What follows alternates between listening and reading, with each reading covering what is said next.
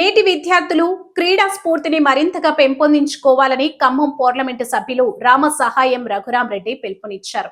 నగరంలోని సర్దార్ పటేల్ ఇండోర్ స్టేడియంలో బాలసాని సన్యాసయ్య మెమోరియల్ తెలంగాణ రాష్ట్ర స్థాయి టేబుల్ టెన్నిస్ టోర్నమెంట్ ను మాజీ ఎమ్మెల్సీ బాలసాని లక్ష్మీనారాయణతో కలిసి శుక్రవారం ప్రారంభించారు.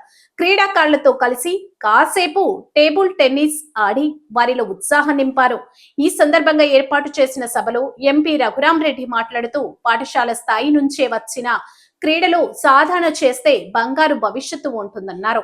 ఇందుకు రాష్ట్ర ప్రభుత్వం నుంచి పూర్తి సహకారం ఎల్లప్పుడూ లభిస్తుందని, ప్రపంచంతో పోటీ పడేలా నూతన క్రీడా విధానం అమలు చేస్తున్నట్లు చెప్పారు. గెలుపోటములను పట్టించుకోవద్దని, ఆత్మవిశ్వాసంతో క్రీడా స్ఫూర్తితో ముందుకు సాగాలని సూచించారు. ఇంత చక్కటి టోర్నీని ఏర్పాటు చేసిన మాజీ ఎమ్మెల్సీ బాలసాని లక్ష్మీనారాయణను ఎంపీ అభినందించారు.